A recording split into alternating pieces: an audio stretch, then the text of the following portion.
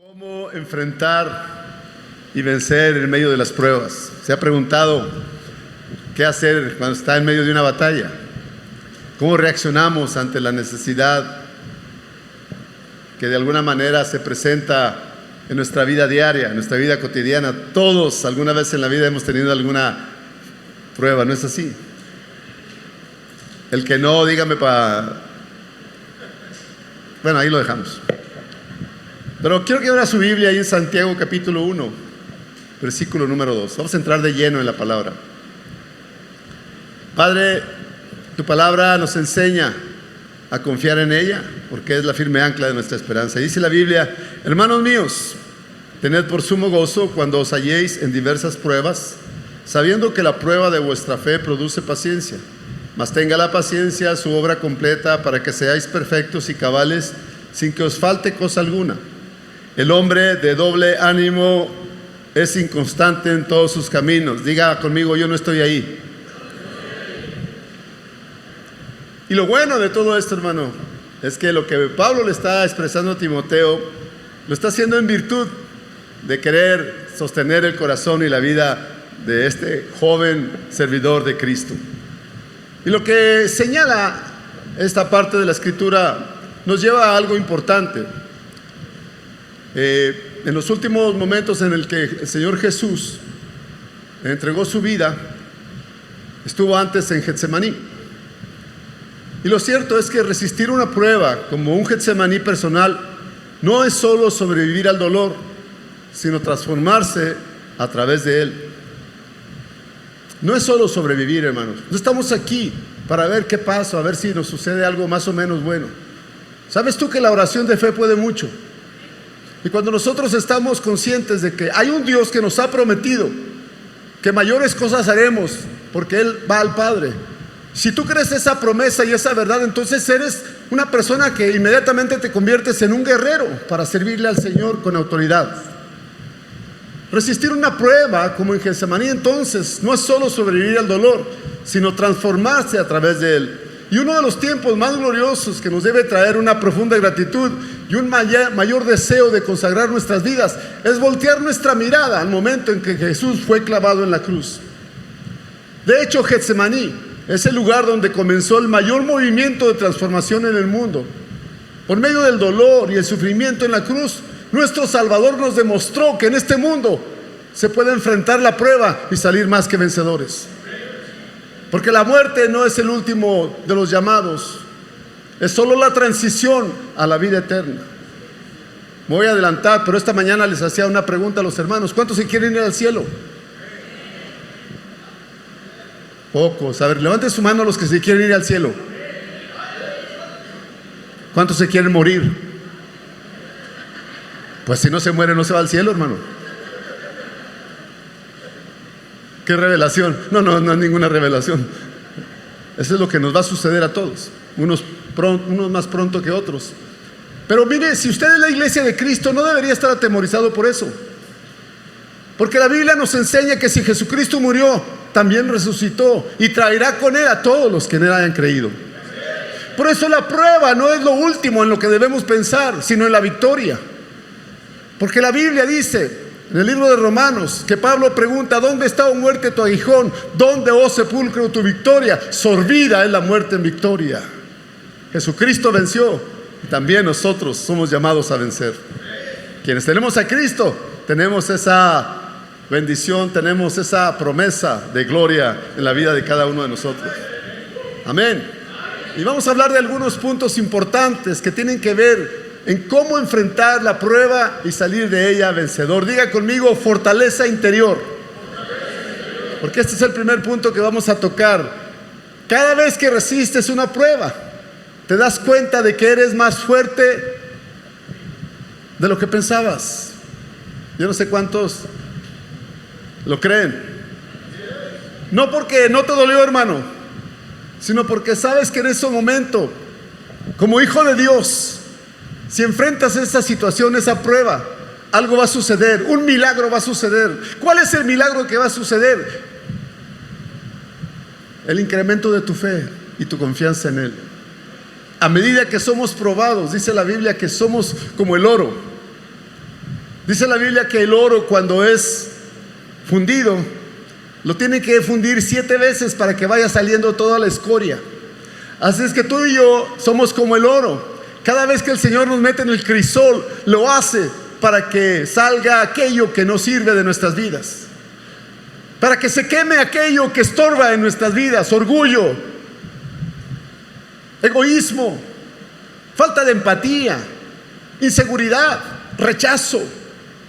Todas esas cosas que retienen y detienen tu caminar con Dios, el Señor las va a usar metiéndote al crisol espiritual, donde tú vas a salir refulgente como el oro que realmente se convierte en la manera en que Dios maneja nuestras vidas. ¿Cuántos de ustedes saben que el oro es un material muy maleable? Yo tengo entre mi familia, mi hermano mayor, que ya partió con el Señor. Él fue minero mucho tiempo de su vida, y en una de las góndolas que él manejaba para dispersar el material, encontró una pepita de oro.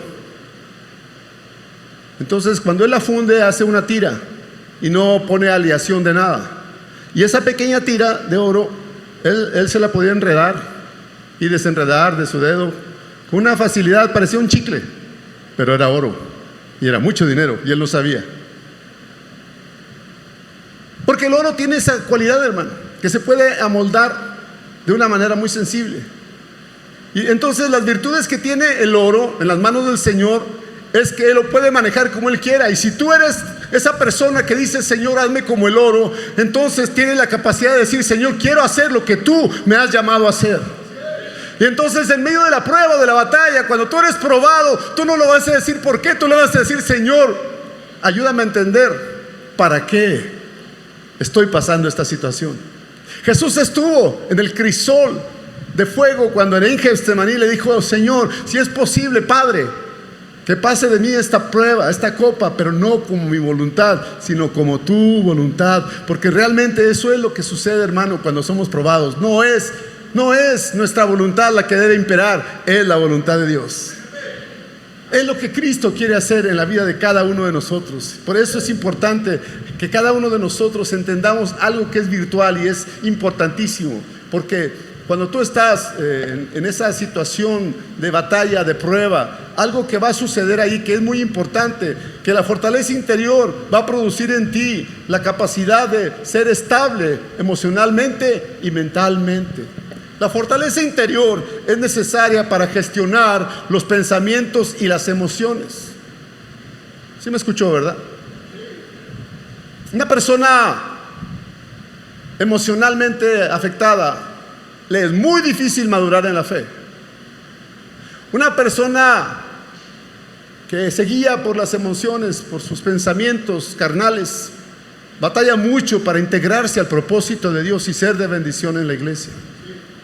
Por eso es importante que usted y yo sepamos que Pablo, mientras instruía a Timoteo, un joven con un deseo enorme de servir a Dios, le dio estas palabras ahí en el capítulo 1 del segundo libro de Timoteo, versículo 7. Le dice: porque no nos ha dado Dios espíritu de cobardía, sino de poder, de amor y de dominio propio.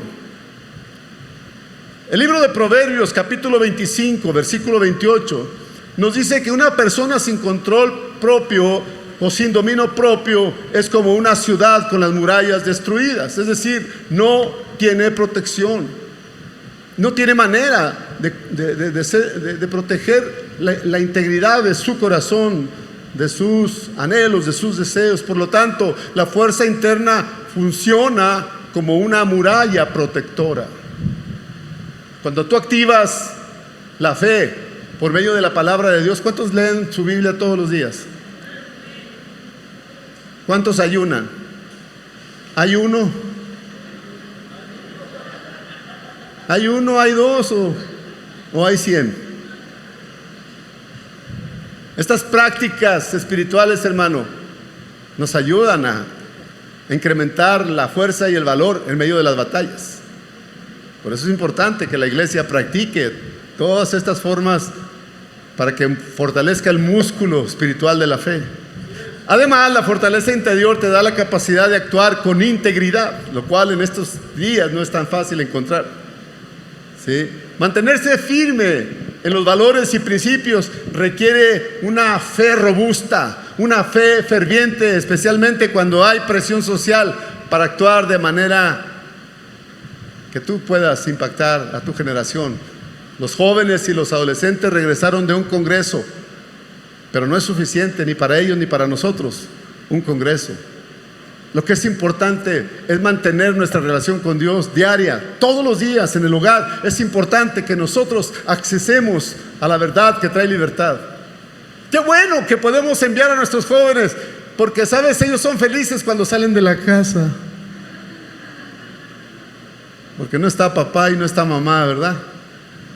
Aunque no debería ser así. Los papás debemos ser el lugar más importante y de mayor trascendencia, tanto moral, espiritual como de paz para nuestros hijos, que ellos anhelen estar en la casa. ¿Saben? Nuestros mejores momentos en mi familia era cuando nos sentábamos a la mesa. Sí, pero luego apareció McDonald's y comenzamos a batallar. No, la verdad es que en la mesa tú puedes ver a tus hijos de frente y puedes preguntarles cómo está. Me tocó algunas veces hacerlo y veía que de pronto bajaban su rostro y decía que hay un problema. Y era el tiempo en que Dios nos permitía tratar con ellos, conocerles más, saber de qué manera podíamos orar, podíamos ayudarles en su vida diaria. Porque ¿sabes qué, hermano? Usted y yo no sabemos qué es lo que está pasando con nuestros hijos afuera de casa. A veces subestimamos incluso la vida de un niño, de un joven, de un adolescente, y no sabemos qué está pasando. Les compartía que un joven de 8 o 9 años se me acercó y me dijo: pastor, ¿puedo hablar contigo? Y le digo: sí, claro. Es que estoy pasando por una prueba muy fuerte. Yo me quise reír, hermano, porque lo vi chiquito y dije: a esta edad. Pero sentí una responsabilidad enorme y me incliné y le dije: pero dile a tus papás para que podamos platicar contigo. Me dijo: no, ellos son el problema. Dije: wow. Me acordé de una historia. Y alguien la compartió, no, creo que estábamos en un congreso también de jóvenes. Y la historia habla de un matrimonio y su hijo pequeño. Siempre que llegaban a la iglesia, la gente los admiraba porque entraban tomados de la mano ellos con el niño, sonrientes los tres. Y entonces un día el niño le dice al pastor: pastor, ¿puedo hablar con usted? Y le dice el pastor: sí, claro, ¿por qué no? Dije: es que yo quería pedirle un favor. Y le dice el pastor: claro, dime, si puedo yo te lo hago. ¿Podría usted construir una pequeña habitación en el estacionamiento? Le dice: no, mijito. Bueno, no, ¿por qué? A ver, dime, ¿por qué quieres una habitación en el estacionamiento? Dice: mire, cuando salimos de la congregación, en el camino mi papá va discutiendo con mi mamá y a veces le dice cosas muy feas. Más si se le atraviesa a alguien en el camino, les dice de todo. Cuando llegamos a la casa, si yo no hago algo que a ellos no les guste, me gritan y se enojan. Pastor, pero cuando venimos a la iglesia, llegamos al estacionamiento y nos bajamos, me agarran de la mano y me dice: sonríe. Entonces yo creo que en el estacionamiento hay un milagro. ¿Podría usted construir una casa para no salir del estacionamiento? Me impactó mucho, hermano, porque a lo mejor eso le sucede a algunas familias que no están bien enraizados en la fe y que no están caminando en esa aventura apasionada de servir al Señor Jesucristo. Yo quiero invitarle esta mañana, si usted tiene jóvenes, adolescentes, niños, concentre su atención en aquello que es importante, porque usted es mayordomo solamente y Dios le va a pedir cuentas de ellos. ¿Sí? A los jóvenes hoy y a los adolescentes los llamo a que en medio de las pruebas, del acoso, de las batallas que puedan enfrentar, formen carácter en sus corazones a través de la palabra. Pablo, en Efesios capítulo 3, verso 16, nos llama a ser fortalecidos por el Espíritu Santo en nuestro hombre interior. Porque a Pablo le interesaba mucho que las convicciones se traduzcan en acciones coherentes en aquellos que hemos conocido a un Dios maravilloso, que no es una historia de hace 2000 años, que es reciente, que toda la vida que nosotros podamos caminar en el Señor, Él se pueda agradar de cada uno de nosotros. Él se pueda agradar como lo hizo con Job, a pesar de lo que tuvo que pasar este hombre. Y ahí en Jeremías capítulo 15, escuchen los jóvenes adolescentes, porque ustedes están bajo presión y necesitan escuchar esto. Por tanto, así dijo Jehová: si te convirtieres, yo te restauraré y delante de mí estarás. Y si entresacares lo precioso de lo vil, serás como mi boca. Conviértanse ellos a ti y tú no te conviertas a ellos. Diga conmigo: claridad. Este es el segundo punto que vamos a tocar. Y tiene que ver con el desarrollo espiritual en la vida de cada uno de nosotros. ¿Cuántos de ustedes han llorado alguna vez en medio de una prueba o de algo que les causó gozo? Incluso estando orando al Señor, vino y los tocó en su corazón. Comenzaron a experimentar esa dulce presencia. Precisamente uno de los cantos que decía mi hermano pastor, que fue con mi mano levantada hacia el cielo. Mi esposa y yo y mis hijos estábamos pasando un tiempo de necesidad muy fuerte. Mientras yo veía a otros prosperar y que les iba muy bien y todo, nosotros estábamos en una situación muy, muy difícil, muy tensa. Y una madrugada, porque después le pedí perdón a mi esposa, porque no la dejaba descansar en las noches. Y ahí estoy con mi guitarra a las 12, a la 1 de la mañana, a ver qué podía sacar de mi corazón y de la presencia del Señor. Y una de esas madrugadas el Señor empezó a traer ese canto. Y cuando llega a ese punto donde dice: llenas hoy mi corazón con tu presencia, llenas de alegría y paz. Fue un momento de quebrantamiento tan profundo, hermano, que yo caí de rodillas delante del Señor. Y lo increíble de todo esto es que luego el Señor me permitió recordar y escribir ese canto. A la iglesia les da risa ahora porque a veces se me olvidan las cosas, ¿sí? Y les digo: mira, de los 50 para arriba comienzas a batallar, pero de los 60 para arriba necesitas tomar memoril. Pero Dios me permitió escribirlo y con el tiempo poderlo compartir con la iglesia. Pero cuando tú y yo hemos llorado o hemos sido tocados o quebrantados por el Señor, nos damos cuenta de una cosa que sucede. Las pruebas suelen eliminar lo superficial. Lo que antes no te permitía reconocer tu condición, en medio de la prueba, como hijo de Dios, te das cuenta de que hay cosas que comienzan a cambiar dentro de ti. Porque lo superficial comienza a ser movido para poner la misericordia, la gracia, la bondad, el amor, la fidelidad de Dios en tu corazón. Y eso te hace no solamente más humano, te hace más sensible, te hace más apasionado, te hace una persona con visión y con propósito, con carácter espiritual. Te da la capacidad de tener claridad en todo aquello que tú vas a emprender. De la tormenta caminas hacia la nitidez de una vida espiritual adornada por la gracia y el favor de Dios. Mira lo que dice Apocalipsis capítulo 3, versículo número 18. Por tanto, dice el escritor de este libro, que es el apóstol Juan: yo te aconsejo que de mí compres oro refinado en fuego, para que seas rico, y vestiduras blancas para vestirte, y que no se descubra la vergüenza de tu desnudez, y unge tus ojos con colirio para que veas. Para entender lo que la Biblia dice acerca de esta metáfora del colirio, podemos ver un poquito del trasfondo de la historia de la iglesia de la Odisea. La iglesia de la Odisea era una ciudad sumamente rica, un centro financiero y textil de la época, pero además era famosa en todo el Imperio Romano por tener una prestigiosa escuela de medicina que producía un famoso polvo llamado frigio, que se mezclaba para hacer un colirio o ungüento para los ojos. Este ungüento era reconocido porque podía curar una gran cantidad de problemas de la vista. Pero lo que el Señor Jesús les está diciendo a la iglesia: ustedes se jactan de sanar los ojos del mundo entero, traer claridad a los ojos físicos del mundo entero, pero espiritualmente están ciegos. En la Biblia, la ceguera casi siempre representa la incapacidad de ver la propia realidad espiritual por falta de verdades que conecten nuestra vida con el señorío de Cristo. A causa de la falta de discernimiento espiritual, la iglesia de la Odisea estaba solamente dirigida a hacer dinero, a hacer riquezas. Pero lo que el Señor Jesús está exhibiendo es su falsa autosuficiencia.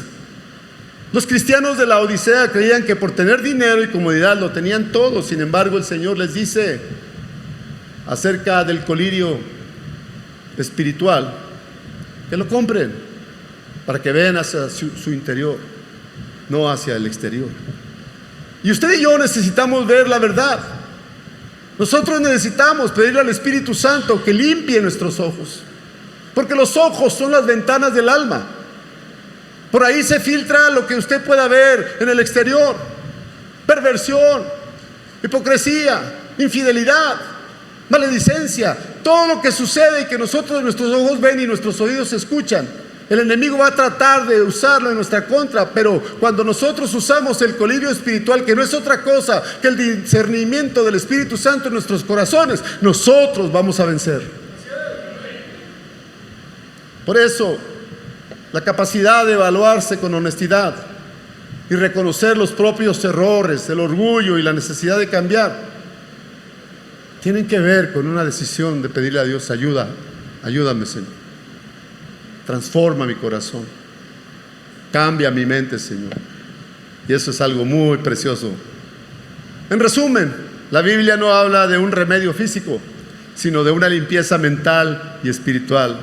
Es una invitación a dejar todo lo que tiene que ver con arrogancia, con orgullo, con mentira, con hipocresía, y centrarnos en la verdad de Dios que trae libertad. Yo hace años mi esposa y yo, hablando ahorita de los jóvenes, nos invitaron a predicar a un congreso en República Dominicana. Y era un grupo de 350 jóvenes adolescentes. Estábamos a lo profundo de una selva, la selva de Ocoa en República Dominicana. Y les comparto esto porque a veces en la iglesia no medimos nuestras acciones y no tenemos claridad para ver el daño que le podemos ocasionar a alguien con nuestras acciones. Y yo veía un grupo de jóvenes ahí acosando a otro, un jovencito, delgadito, débil, y ellos burlándose mucho del jovencito. Y yo lo vi y dije: bueno, si los líderes no les llaman la atención, ellos eran ya de 18 o 20 años. Y en una de las últimas conferencias que me tocó dar, estaba yo haciendo énfasis acerca del cuidado, y les conté una historia de un joven de escasos 17 años que se congregaba en una iglesia bautista. Y este joven comenzó a recibir, como le dicen en Estados Unidos, bullying, acá acoso. Y era tanto, los padres no lo estaban considerando y lo obligaban, y él ya no quería ir a la iglesia por lo mismo, porque era tanta la presión. Y un día él decidió ya no volver. Y los papás se enojaron, pero él dijo: no importa lo que ustedes hagan, yo ya no voy a volver. Al poco tiempo él aparece como un ícono del satanismo. Quizás ustedes han oído hablar de Marilyn Manson. Hace 2 años alrededor hizo en Monterrey un concierto, y su eslogan es: si estás muriendo de una enfermedad, no te detengas, ven, aquí vas a encontrar la paz. Y todo incurría en el satanismo, en una aparente idea de traer paz a las personas, de llevarlos a algo que él había sido inspirado por la maldad de otros, que nació en la iglesia. Impresionante. Y cuando yo estaba compartiendo esta historia y yo hice el llamado a la iglesia para consagrar nuestras vidas al Señor. Estos jóvenes, 5 jóvenes o 6 jóvenes pasaron corriendo y trajeron a aquel niño y lo pusieron en medio de ellos, y ellos comenzaron a gritar desesperadamente: Señor, perdónanos. Y le pedían perdón al jovencito: perdónanos, no queremos que tú sufras ni que tengas que irte de la iglesia por causa nuestra, perdónanos. Y lo abrazaban y lloraban con él. Sus ojos habían sido aclarados, su corazón habría sido abierto a la compasión, a la necesidad de tener cuidado de quienes nos rodean, hermano. Qué lindo es estar esta mañana en este lugar. ¿Cuánto le dan un aplauso al Señor por estar en la presencia del Señor Jesucristo? Porque, hermanos, desde la perspectiva bíblica y teológica, la humildad y la empatía no solo son virtudes morales o rasgos de buena educación, sino son reflejos esenciales del carácter de Cristo. Y además se convierten en pilares fundamentales para la vida en comunidad. Imagínate lo que alrededor de tu casa, de donde tú vives, de esta iglesia, de los que te rodean en la escuela, y ven tu actuar, ven tu corazón, ven tu manera de ser, que eres paciente, que eres amoroso, que tienes un corazón para hablar con la gente. Todo eso, hermano, impacta la vida de personas que hoy están enojadas, personas que hoy están confundidas, personas que hoy están a la expectativa de no ser afectados, de no ser dañados por un país que se convulsiona en la violencia. Tú y yo podemos hacer la diferencia. Tú y yo podemos ser la diferencia en medio de esta generación perversa y torcida. Tú y yo podemos ser luminares para alcanzar y tocar el corazón de aquellos que no tienen esperanza. La humildad atrae la gracia divina. Santiago 4, verso 6 y Primera de Pedro, versos 5 y 5 nos recuerda que Dios resiste a los soberbios y da gracia a los humildes. La soberbia levanta una barrera entre el hombre y Dios, pero la humildad atrae el favor de Dios y abre las puertas de su bendición. Entonces, ser empáticos es ponernos en los tenis, en el calzado, en los zapatos de alguien más que está en medio de una necesidad. Además, la empatía es el cumplimiento de la ley del amor. Cuando usted ve la necesidad de alguien más, se conmueve y pregunta: ¿en qué puedo ayudar? Usted está abriendo la gracia de Dios para esa persona, y Dios va a usar su vida. Y aunque la palabra empatía no es un término moderno, el concepto bíblico se traduce como compasión, misericordia y consolación, porque nos conecta con el dolor ajeno, hermanos. En Romanos capítulo 12, verso 15, el apóstol Pablo da un pasaje empático tremendo. Dice: gozaos con los que se gozan, llorad con los que lloran. Esto implica no ser indiferentes al dolor ajeno, hermano. Esto implica velar por la seguridad primero de nuestro hogar, pero a la vez extendernos hacia la necesidad de los demás. Qué lindo que ustedes van a ir a los hospitales y que están yendo a los hospitales a orar. Yo trabajé 5 años en Monterrey en un hospital. Mi esposa es enfermera, yo no. Pero ambos trabajábamos en el sector salud. Y en 1985 comenzó a funcionar ese hospital. Diga conmigo, Y nosotros fuimos llamados a trabajar en ese lugar. Fue cuando sucedió el temblor en México, aquel temblor tan terrible que sacudió la nación entera. Y estábamos recién convertidos, teníamos 3 meses de habernos convertido al Evangelio. No entendía mucho de las cosas de Dios. Íbamos a la iglesia, pero escuchaba y bueno. Pero esa tarde ingresa una joven al hospital. Y el hospital tenía poca actividad porque no había muchas especialidades. Pero esa joven entró muy grave. Traía muchas partes de su cuero cabelludo arrancadas, con manchas de sangre, y jovencita de unos 18 años, 19 años. La suben al 7º piso, no sin antes de pasarla a urgencias, de ahí entubarla, porque llegó muy grave. Y yo la vi y dije: bueno, es un paciente más. Pero En una de las guardias que yo tenía, subí para llevar unas cosas y bajar un paciente a rayos X, y de pronto me topo en el cuarto donde ella está y me dio mucha compasión. Nunca en mi vida había sentido yo eso, y sentí una compasión impresionante por esta joven. Me acerco y tomo su mano y le digo, que estaba el nombre, se llama Mari. Tomo su mano y le digo, Mari, si me escuchas, aprieta mi mano. Y muy levemente la apretó. Le dije, Cristo quiere salvar tu vida. ¿Te gustaría recibirle hoy en tu corazón como tu Salvador? Si es sí, aprieta mi mano una vez. Y me aprieta la mano.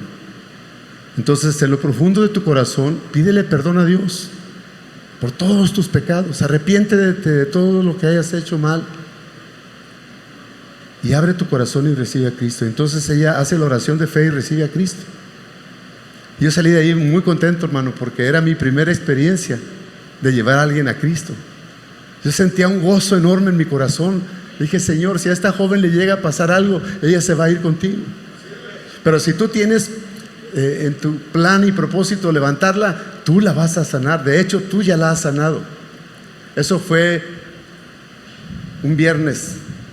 Al siguiente miércoles subo otra vez yo a ese piso y ella estaba con otra paciente de pie hablando con ella. Y cuando yo bajo del elevador, le digo, Mari, y rápido reconoció mi voz. Me dice, venga, usted lo estaba esperando, háblele a esta muchacha que tiene el mismo problema que yo, pero no me quiere hacer caso, que ya Dios me sanó.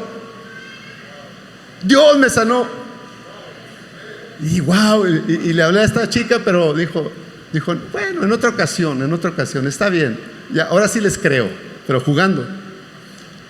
3 meses después viene esta joven otra vez al hospital.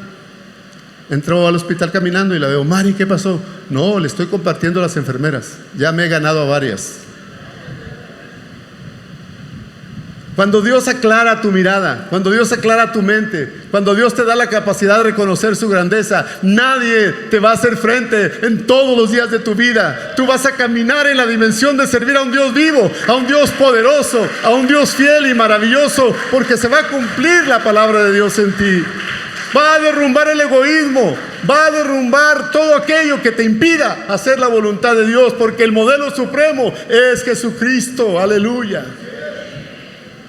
Dice Filipenses capítulo 2, versículo 3 en adelante: nada hagáis por contienda o por vanagloria, antes bien con humildad, estimando cada uno a los demás como superiores a él mismo, no mirando cada uno por lo suyo propio, sino cada cual también por lo de los otros. Haya pues en vosotros este sentir que hubo también en Cristo Jesús, el cual, siendo en forma de Dios, no estimó el ser igual a Dios como cosa que aferrarse, sino que se despojó a sí mismo, tomando forma de siervo, hecho semejante a los hombres, y estando en la condición de hombre, se humilló a sí mismo, haciéndose obediente hasta la muerte y muerte de cruz.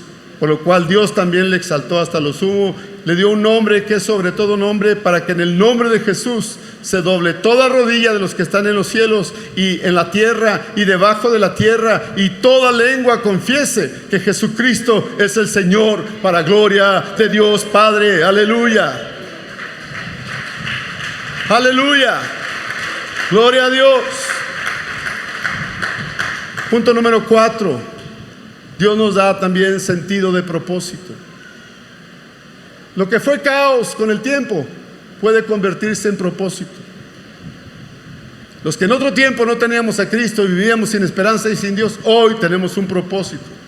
Superar una prueba puede darle sentido a tu historia, porque lo que fue caos con el tiempo puede convertirse en propósito. Lo que dolió se transforma en lo que te da dirección, porque te ayuda a encaminar a otros a la gracia de Dios. Y la pregunta que surge entonces, Señor, a cada paso que doy, ¿qué sigue? Cuando tú vives de esa manera, estás caminando en un propósito, ¿sí? La Biblia dice que basta cada día su propio afán. Hoy más tarde se termina, pero mañana, ¿qué sigue, hermano? ¿Qué sigue mañana? Que nuestro caminar con Dios apasione nuestras vidas, para que cada mañana que tú te levantas busques a Dios con todo tu corazón. La Biblia dice: buscad a Jehová mientras pueda ser hallado. Y yo quiero hallarlo todos los días. Yo quiero encontrarme con Él todos los días. porque ese es mi gozo, esa es mi esperanza, ese es mi anhelo, porque yo amo al Señor, hermano, y lo amo con todo mi corazón.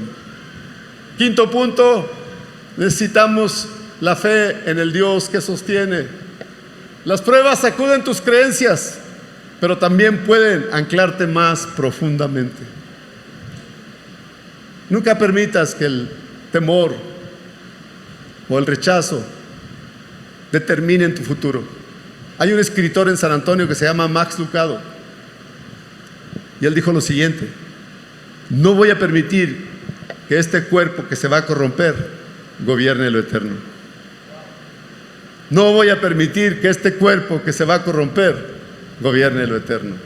Nadie, sino solo Cristo y su Santo Espíritu pueden gobernar en nuestras vidas ese pasaje al cielo. Cuidemos con temor y temblor nuestra salvación, amados hermanos. Y si eres sacudido por una prueba, esta te va a llevar a un anclaje mayor en la presencia del Señor. Alguien que ha pasado por un Getsemaní no tiene una fe prestada, tiene una fe probada. De manera que puedes compartir tu testimonio y decirle a alguien más: si Dios me sacó de aquí, también lo va a hacer contigo. Yo les digo a muchos de mis amigos, que ahora algunos ya no están, pero que fueron salvos. Nací y crecí en una de las colonias más peligrosas en Monterrey.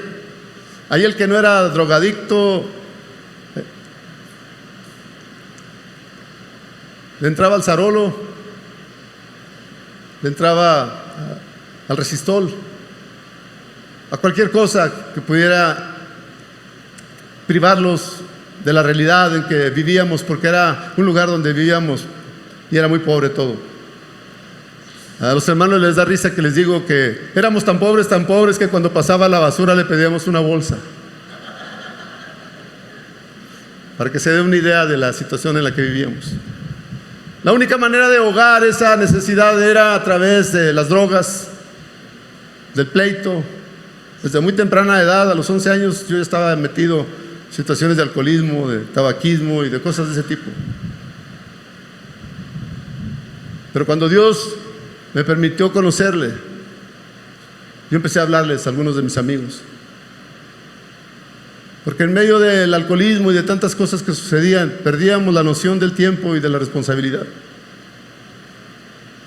Y cuando Cristo me salvó, me rescató, yo empecé a hablarles y les decía: si Dios lo pudo hacer conmigo, lo puede hacer con ustedes. Yo no sé cuál sea tu testimonio.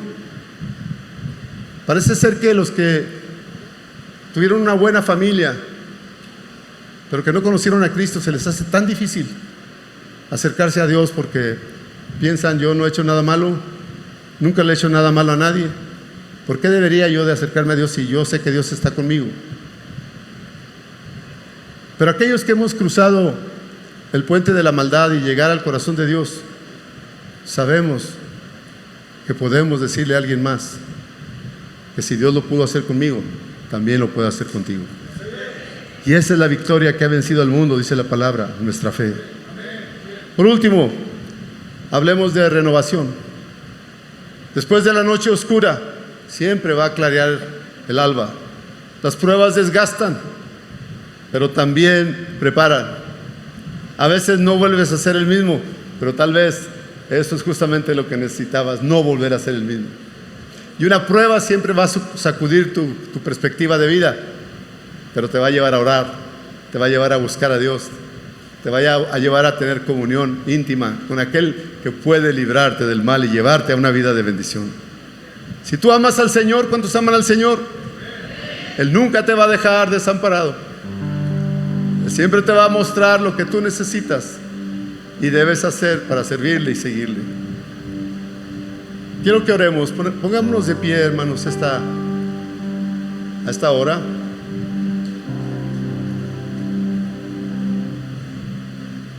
¿Cuántos tienen hambre y sed de justicia?